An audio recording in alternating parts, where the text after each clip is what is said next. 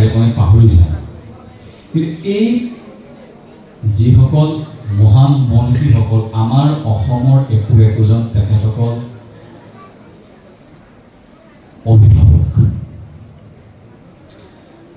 আজি ভাল লাগিছে যেতিয়া অৰুণৱে আজিৰ পৰা প্ৰায় 1-1.5 মাহ আগতে ফোন কৰিলে, ককাই বুলি কয় সিহঁতে মৰমত, ককাই আমি এবাৰ নাটক কৰিম, মোৰ খুব ভাল লাগিছে, আপুনি আহিব লাগিব। মই একেবাৰে গ'লো, যাম, কাৰণ আজিকালি নাটকৰ চৰ্চা একেবাৰে নোহোৱা হৈ গৈছে। কাৰণ কি কাৰণে হৈছে নাজানো। অকণমান দেৰি আগতে আমি আলোচনা কৰিছিলোঁ যে আগতে অসমত অসম সাহিত্য সভা, অসম নাট্য সন্মিলন, শ্ৰীমন্ত শংকৰদেৱ সংঘ এটা ডাঙৰ ডাঙৰ অনুষ্ঠান আছিল। মানুহে বছৰ বছৰ দিন অপেক্ষা কৰি আছিল সেই অনুষ্ঠানবোৰ চাবলৈ যাবলৈ। ভাল লাগিছে। এনেকুৱা নাট্য আন্দোলন গঢ় লৈ উঠক অসমৰ চুকে কোণে। কাৰণ